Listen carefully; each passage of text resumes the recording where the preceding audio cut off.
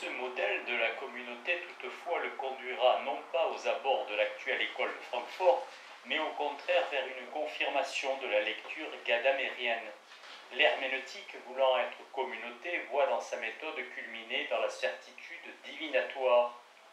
Cette dernière n'étant possible que si l'on pense l'individualité en termes de génie et la communauté en tant qu'identification intime avec l'autre dans l'infini ou dans l'être, c'est-à-dire dans le fond transcendant auquel appartiennent et l'auteur et l'interprète. Bref, cet idéal de la communauté pousse l'image de l'herméneutique vers l'idéal de l'identification intime avec l'auteur que nous avions déjà rencontré et critiqué dans son esthétisation et son unilatéralité chez Gadamer. Là contre, il faut faire valoir qu'on n'a jamais noté avec assez de sérieux que si Schleiermacher dit qu'il faut dans un premier temps entrer tant que faire se peut dans l'état psychique de l'écrivain, cela ne peut se faire par une parfaite identification tant que faire se peut et à lire avec attention littéralement. Cette expression semble bien indiquer que cela ne peut se faire parfaitement. Et il y a plus encore, si l'identification n'est pas possible pour cause d'individualité, elle n'est pas même la finalité de l'interprétation. Schleiermacher affirme explicitement qu'il faut la dépasser par souci critique. Il faut certes tout d'abord comprendre le discours aussi bien que l'a fait son auteur, mais ensuite mieux qu'il ne l'a fait.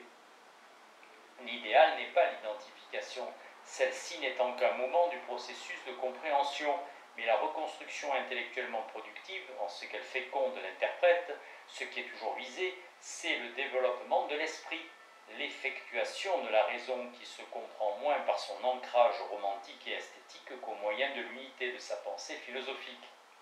Jean Grondin, lui aussi, veut réinscrire Schleiermacher dans le mouvement qui débouche sur l'universalité de l'herméneutique chez Gadamer.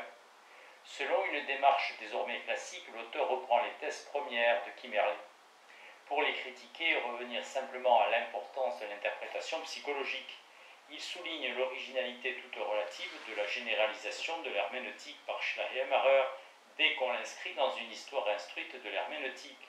Le point intéressant chez Schleiermacher consisterait bien plutôt, c'est là que perce la téléologie de l'auteur, à avoir bien mis en lumière l'universalisation de l'incompréhension.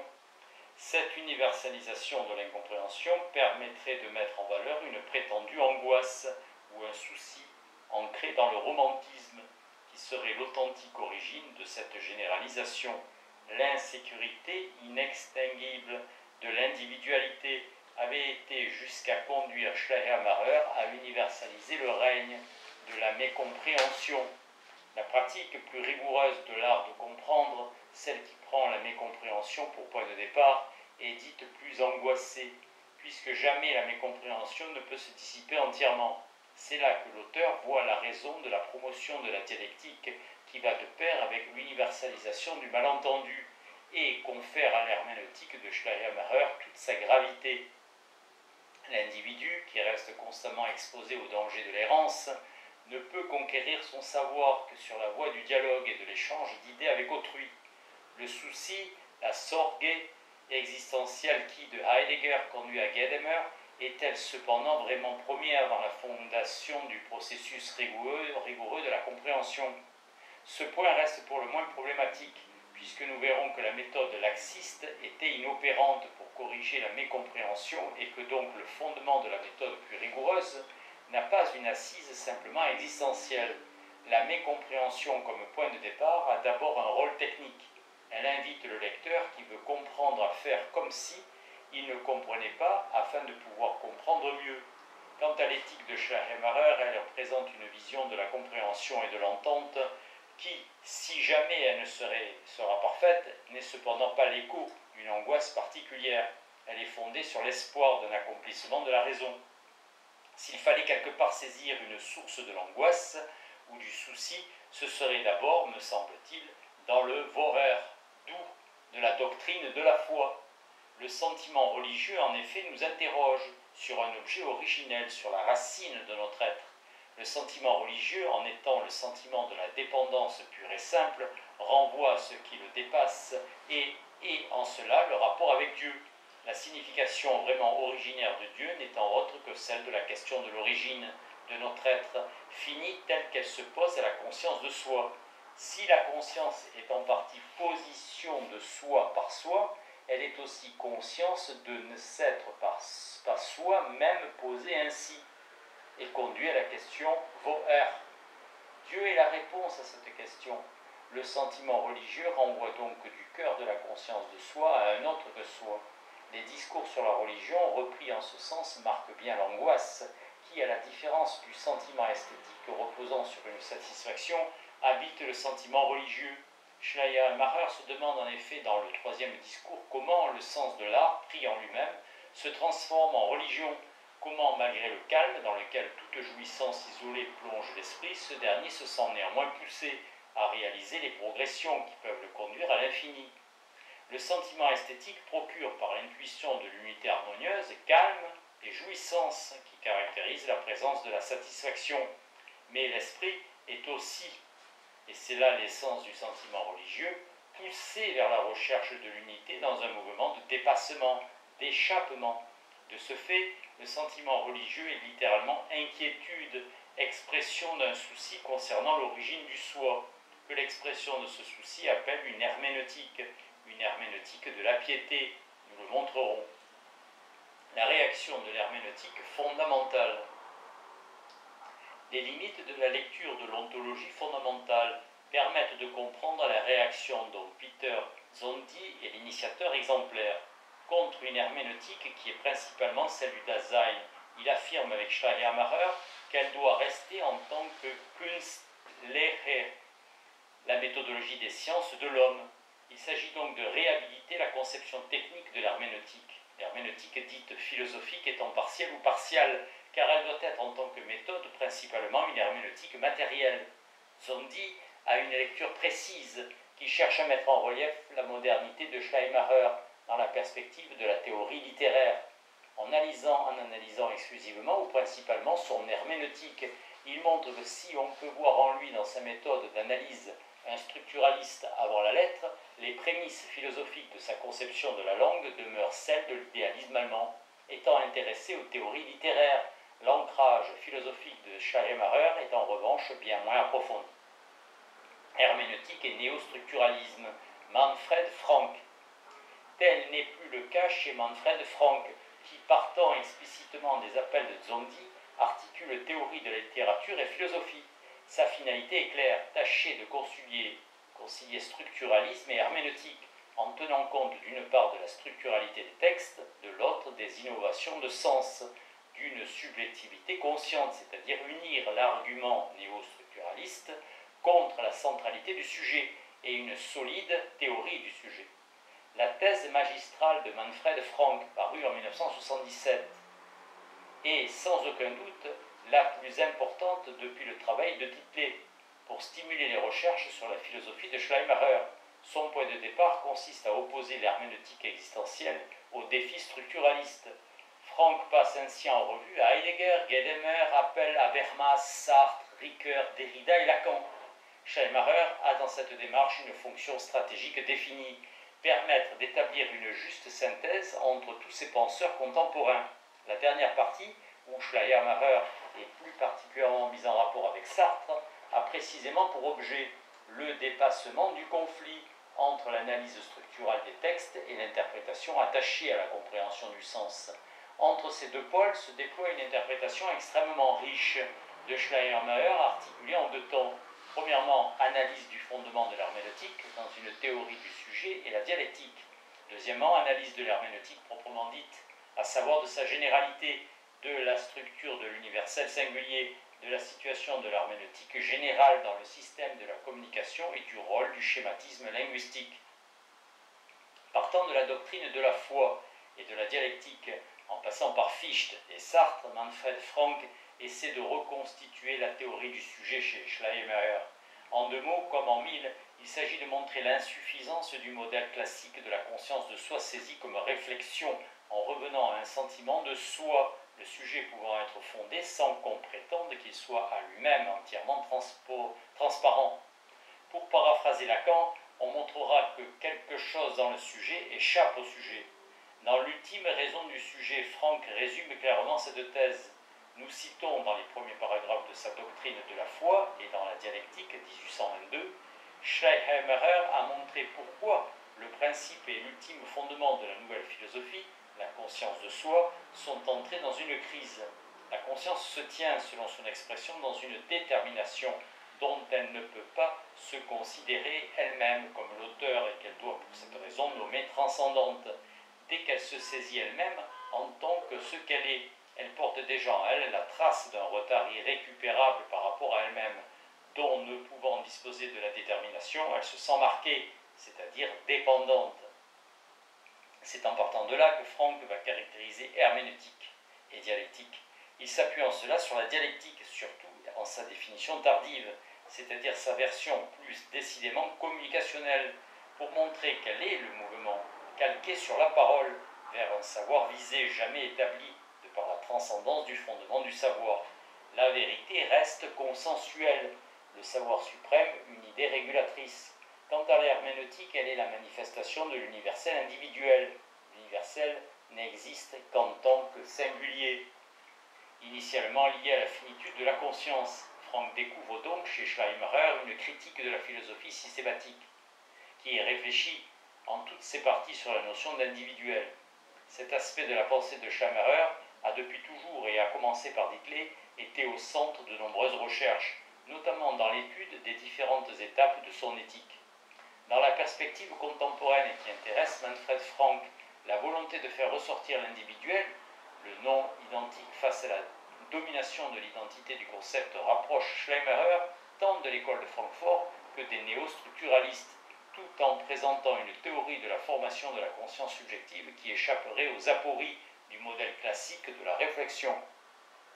Si cette lecture intelligente est probablement la plus riche, la plus géniale, elle n'est néanmoins pas toujours la plus fidèle. En effet, elle s'intéresse avant tout à l'appropriation de la théorie linguistique, aux anticipations ingénieuses et aux intuitions fulgurantes. Mais dans sa visée même, le recours à Schleiermacher reste principalement stratégique, défaut qui guette toute lecture par trop actualisante. En cela, l'aspect systématique de Schleiermacher est certes non pas ignoré, mais parfois négligé, et ce en dépit de l'indéniable maîtrise des textes. Ainsi, la dialectique, qui est très rapidement ramenée à une théorie de la communication, alors que son point de départ, Dickler lui-même l'avait noté, était la pensée de l'Übergang, du passage de l'union entre raison et nature, qui est le fondement même de la problématique de la philosophie de Schleiermacher et le moteur de son éthique. Prenons un exemple de la manière dont est abordé le corpus schleiermacherien. Manfred Frank utilise l'identité du schématisme rapportée au schématisme linguistique pour montrer qu'il s'agit du lieu où va s'ancrer la théorie du sujet herméneutique. Or, si la démarche est pertinente, la théorie du schématisme, qui est peut-être trop rapidement assimilée au schématisme kantien, est développée non pas dans l'herméneutique de Schleiermacher, qui pourtant semble contenir la théorie linguistique, mais dans l'éthique, dont la visée est tout à fait spécifique, puisqu'il s'agit là-bas d'abord et avant tout de passer de la raison à la nature, d'œuvrer à l'accomplissement de la raison dans le cadre de l'existence effective.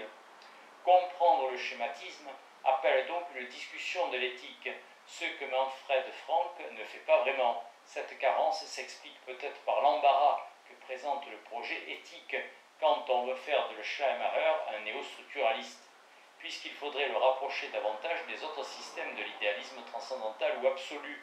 Le problème du passage entre nature et raison, ou entre philosophie-théorie et philosophie pratique, étant des plus classiques dans la pensée systématique de l'idéalisme allemand.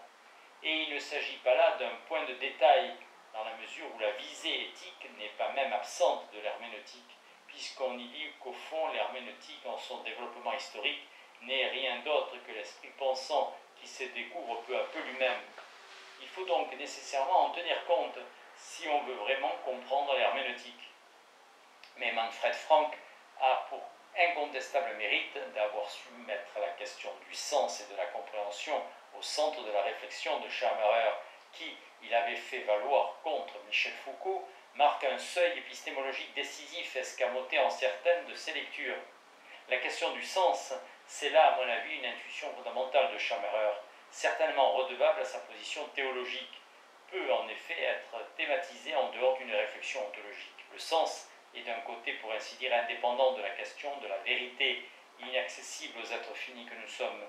D'un autre côté, pourtant, cette vérité est toujours présupposée comme visée comme un dépassable horizon de ce même sens, ce qui atteste le lien entre une logique et une ontologie présent dans l'éthique, la dialectique et l'herméneutique, la dialectique et l'herméneutique qui en fait complètement l'éthique, qui en fait complète l'éthique, trouvent leur fondement dans l'ontologie, mais elles sont philosophiques et historiques dans la mesure où inévitablement elles sont des Kunstlehren, des méthodes. Schleimacher et Karl Otto Appel, Udo Kliebisch. Pour en finir avec les actualisations qui peuvent être pertinentes, mais sont souvent suspectes de perspectivisme, on doit noter qu'on a cherché à trouver en Schleimacher le modèle d'une transformation de la philosophie transcendantale par une philosophie du langage, et ainsi l'élaboration d'un nouveau modèle de la rationalité. Sa philosophie présente en effet toutes les caractéristiques d'une théorie de la communication ou de la raison discursive. On pense ici à l'aspect dialogique de sa dialectique qui prend dans ses dernières versions pour point de départ les présupposés même du dialogue, ainsi que la volonté de l'entente, au caractère initial du conflit dans la constitution de toute pensée, aux critères consensuels de la visée de vérité. Cette corrélation immanente entre raison et langage a permis d'établir d'intéressants rapprochements entre Schleimacher et les projets de Jürgen Habermas et surtout de Karl Otto Appel, rapprochement essentiellement fondé sur la dialectique de 1822 et l'introduction à la dialectique de 1833. Cette lecture comparative a été tentée par Udo Kliebisch.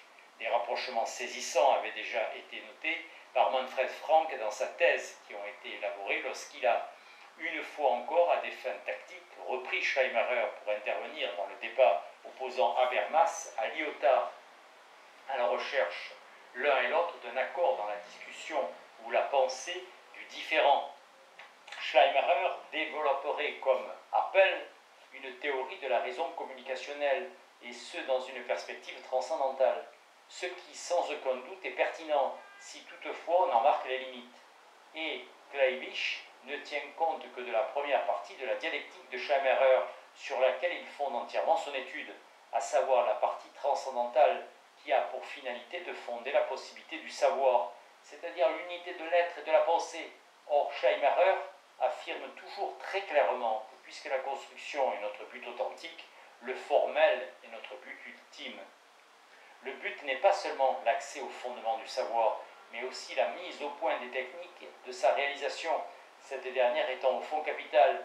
En le méconnaissant, on ne voit pas que l'impératif de l'effectuation du savoir philosophique renvoie à l'éthique, et qu'à ce titre, herméneutique et dialectique vont ensemble parallèlement. Herméneutique générale et philosophie. Notre lecture des approches modernes de Schleimacher nous a mis en garde contre des appropriations partielles centrées sur l'herméneutique. C'est qu'ici aussi il existe dans l'approche de l'herméneutique une voie courte et une voie longue, comme le disait Ricoeur dans un autre contexte, celui de l'herméneutique de la facticité au regard de sa propre recherche herméneutique. Ce n'est qu'à travers le long travail de la réflexion que l'herméneutique, qui chez Schleimacher n'est au départ qu'une méthode, à savoir celle qu'il met en œuvre dans ses domaines de prédilection, que sont l'Antiquité et le Nouveau Testament, gagne un statut philosophique. Il faut pour cela pouvoir le rapporter aux autres parties du système, l'éthique et la dialectique. S'il faut en effet trouver un intérêt philosophique à l'herméneutique de Schleimacher, on ne saurait faire l'économie de la lecture du système, qu'il appelle sa philosophie, lecture en partie longue et aride. Le point de départ de sa pensée en matière de philosophie est la pensée de l'unité, de la volonté de conciliation, si courante chez les romantiques, de la nature et de la raison. Kant en effet est soupçonné d'avoir légué une série d'hétérogénéités en opposant la raison théorique et la raison pratique, que la faculté de juger n'avait su réellement unifier.